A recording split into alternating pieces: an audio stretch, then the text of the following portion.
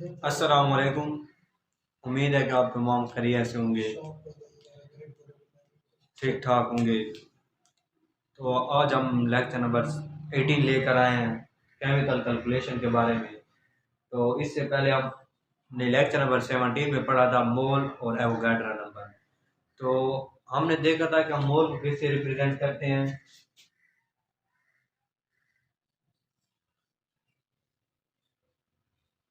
Small N से represent करते हैं। और एवोगाड्रो नंबर को किससे रिप्रेजेंट करते थे? एवोगाड्रो नंबर इसको हम एन और सम ए से रिप्रेजेंट करते थे। तो ये किसके बराबर होता है? 6.02 क्रॉस 10 रेज पावर -23 पार्टिकल के बराबर होता है। तो अब हम केमिकल कैलकुलेशन को करने से पहले ये जान लेते हैं कि केमिकल कैलकुलेशन हम किस किस चीज़ की करते हैं। तो केमिकल कैलकुलेशन हम करते हैं मोल और एवोगाड्रो नंबर की। तो मोल में हमारे पास क्या होते हैं? मालिक्यूलर मास होता है या मोलर मास होता है। और इसके अलावा हमारे पास ग्राम भी दिए गए होते हैं। तो इसका फार्मूला क्या हो जाएगा? मोल का फार्मूला हमारे पास हो जाएगा N is equal to mass in gram, mass in gram divide by molar mass.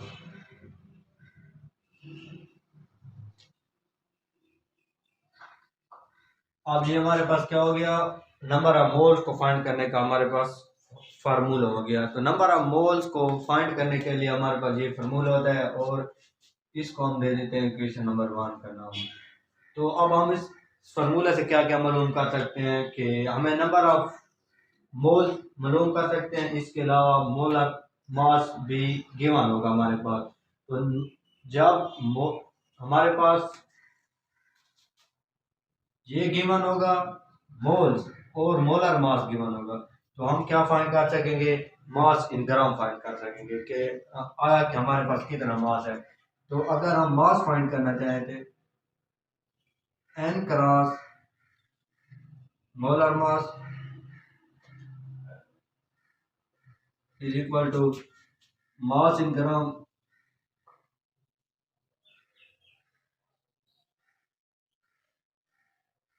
Divide by molar mass multiply molar मास।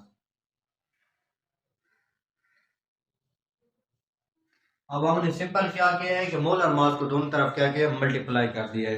क्या मालूम करने के लिए कि हमारे पास मास जो होगा आगे वो मालिक्यूल होगा उसमें कितना होगा। तो हमारे पास ये और ये क्या हो जाएंगे? कैंसल आउट हो जाएंगे। हमारे पास मास इन ग्राम क्या आ जाएगा? Mass in grams is equal to number of moles multiply molar mass.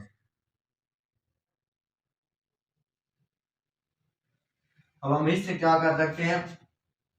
Number 2 equation में हम क्या कर सकते हैं? हम मास इन ग्राम मालूम कर सकते हैं किसी भी कंपाउंड का, किसी भी मॉलिक्यूल का। ये हो गई इक्वेशन नंबर 2। अब ये हमारे पास दो इक्वेशन हो गई। तो अब हम करते हैं एक सवाल हल। वो कहता है कि हमारे पास एक CO2 क्या है गिवन में? क्या है हमारे पास गिवन में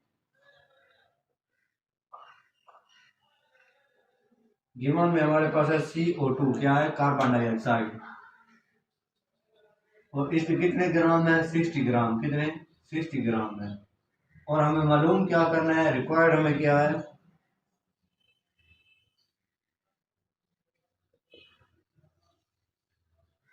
हमें रिक्वायर्ड क्या है? हमें रिक्वायर्ड है नंबर ऑफ मोल कि कितने हैं हमारे पास। अब हम देखें कि CO2 का हमारे पास मोलर मास कितना था। हम पहले भी CO2 को मालिक्यूलर मास भी इसका काउंट कर सकते हैं, कर चुके हैं। तो हमारे पास इसका पहले पहले हम क्या करेंगे? मोलर मास फाइंड करेंगे। तो मोलर मास फाइंड करने का तरीका ये है हमारे पास कि जो हमारे पास किसी भी मॉलिक्यूल में या कंपाउंड में जो हमारे पास एलिमेंट होते हैं उनके हम एटॉमिक मासेस को क्या करते हैं, जमा करते हैं। तो पहले कार्बन का कितना एटॉमिक मास 12 है प्लस, अब हमारे पास ऑक्सीजन कितने हैं, 2 हैं। तो यहाँ ऑक्सीजन के हमारे पास कितने एटम्स होंगे, एलिमेंट होंगे, 2 एलिमेंट होंगे। तो 2 इंटू, अब एक ऑक्सीजन का हमारे पास कितना मास होता है, वो होता है 16। कितना होता है एटॉमिक मास, 16। तो हम यहाँ क्या कर लेंगे, 16 कर देंगे। तो ये हमारे पास कितना आ जाएगा, 12 32 हो जाएगा। तो ये टोटल कितना आ जाएगा, 44 हो जाएगा। ये हमारे पास क्या आ गया, मोलर मास। अब हमारे पास दोनों चीज आ गई, मोलर मास भी आ गया, हमारे पास क्या आ गया, मोलर मास भी आ गया, और हमारे पास मास भी दिया गया। क्या, मास इन ग्राम जो हमें दिया गया वो ये है, मास इन ग्राम और मोलर मास। तो अब इसको हम इक्वेशन नंबर 1 में पुट कर देंगे। Putting value in equation number 1, तो हमें क्या हो जाएगा, नंबर ऑफ मोल्स एन कितना हो जाएगा, N is equal to, mass in ग्राम कितना है, 60 है। कितना है, 60 ग्राम डिवाइड बाय, अब हमारे पास ये कितना है, 44 है। कितना है, 44 है। तो ये हमारे पास आ जाएगा 60/44 हमारे पास आ रहा है 1.36। ये कितना आ जाएगा, N is equal to 1.36 AM joule. तो ये हमारे पास क्या हो गया, हमने नंबर ऑफ मोल फाइंड कर लिए CO2 के। जब हमें उसका मास कितना दिया गया था, 60 ग्राम दिया गया। अब हमारे पास आती है दूसरी एग्जांपल। तो दूसरी एग्जांपल हम कर लेते हैं कि हम किस तरह मास इन ग्राम फाइंड करते हैं। तो वो कहता है कि हमारे पास वाटर है, क्या है, H2O वाटर है, उसके हमारे पास मोल कितने हैं, हम मोल कर लेते हैं 5 मोल हमारे पास गिवन है। कितने, 5 मोल गिवन है। वो कहता है कि इसका क्या करो, मास इन ग्राम फाइंड करो, मास इन ग्राम फाइंड करके दिखाओ।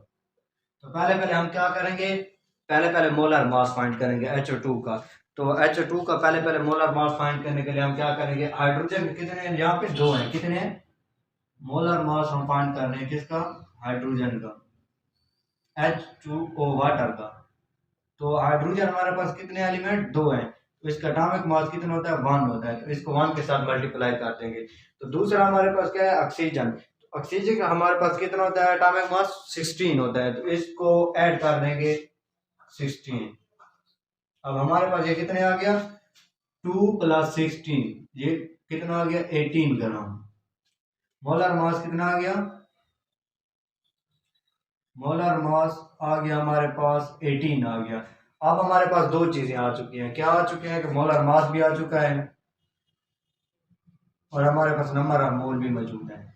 ये दो चीजें हमारे पास मौजूद है। तो हमने फार्मूला निकाला था कि हमारे पास क्या होता था, number of mole is equal to mass in gram divide by molar mass. अब हम वैल्यू पुट कर देंगे। तो वैल्यू पुट करेंगे, हमारे पास नंबर ऑफ मोल्स कितने हैं, 5 है। 5 नंबर ऑफ मोल्स आ गए।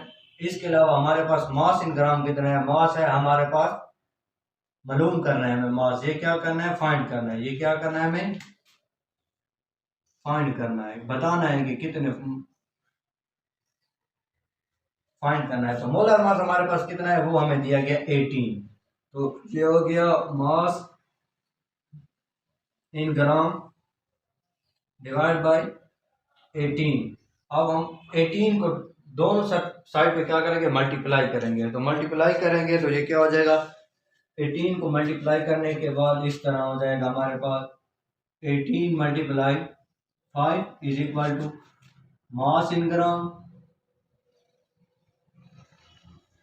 Divide by 18 multiply by 18। दोनों साइड पे 18 मल्टीप्लाई किया तो हमारे पास ये 18 और ये 18 क्या हो जाएंगे, कैंसल आउट हो जाएंगे। तो हमारे पास मास इन ग्राम कितना बच जाएगा, 90 आ जाएगा। कितना,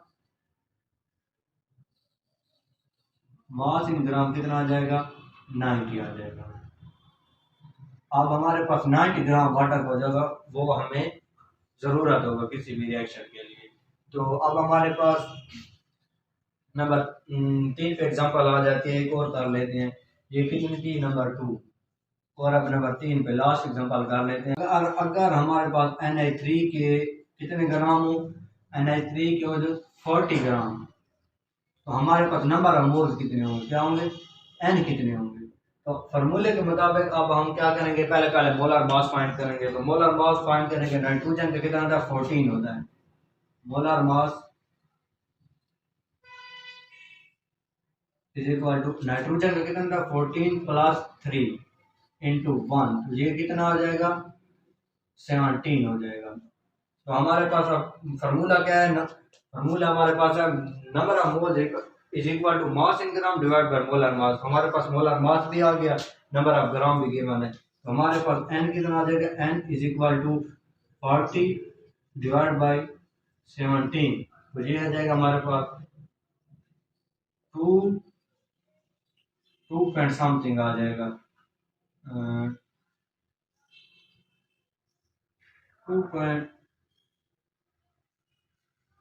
2.4 आ जाएगा ग्राम, 2.4 मोल आ जाएगा। तो ये हमारे पास क्या होगा, इसका आंसर होगा। इस तरह हम क्या करते हैं कि अगर हमारे पास कोई भी हमें गिवन हो नंबर ऑफ मोल्स, तो हम उस तरह उससे मास इन ग्राम फाइंड कर सकते हैं। अगर हमें मास इन ग्राम गिवन हो तो हम क्या कर सकते हैं, नंबर ऑफ मोल्स फाइंड कर सकते हैं। तो ये हमारे पास था पहली कैलकुलेशन, जो कि मास मोल मास कैलकुलेशन थी।